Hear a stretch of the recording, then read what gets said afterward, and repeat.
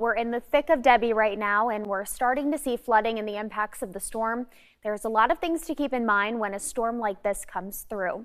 Joining us live now is Nicole Cordero with the BBB to break it all down on how we can stay safe in the storm while also protecting ourselves from scams. Nicole, thanks so much for being here.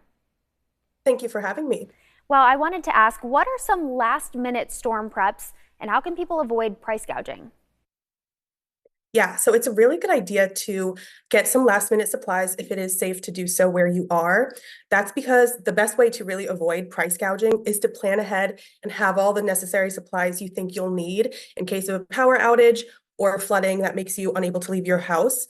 We do see reports into BBB about just higher than normal prices on things like gas, water, hotel rooms, and things like that that you'll need in a natural disaster. So again, get what you need now before those things happen. And South Carolina does have a price gouging law in effect right now. So if you do see higher than normal prices right now during Debbie, report it to us and also the Attorney General's office. We want to know that it's happening. So file a complaint with us at bbb.org and include some information. If you have the receipt and photos, that would be great. Well, what about storm damage? What should people do if they have storm damage, and what about insurance claims? Yeah, so it's important that if you have damage, contact your insurance company immediately. You want to ask about what is required of you when you need to file a claim. Just get the ball rolling as soon as you can. And it's really a good idea to have photos and videos of whatever has been damaged in your property and send it to the insurance company. And just make some temporary repairs if that's safe to do so, but wait to make a trustworthy contractor and get everything in writing. You don't want to make any permanent repairs until you get a contractor in there to look at it. And that was one of my other questions, is how can people hire a contractor that they can trust?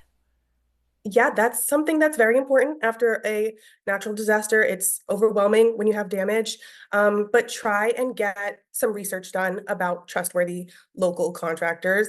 Try and get some quotes from different companies and look up the companies on bbb.org. See what previous people have said about them, if it was a positive or negative experience.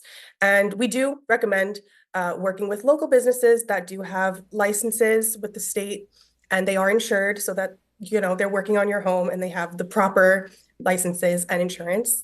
And always get everything written down, including the price estimate and the materials, the timeline. The more detail, the better. Awesome. Well, thank you so much for all of this information. It's been very helpful. And thank you for joining us this afternoon. We really appreciate it. Thank you.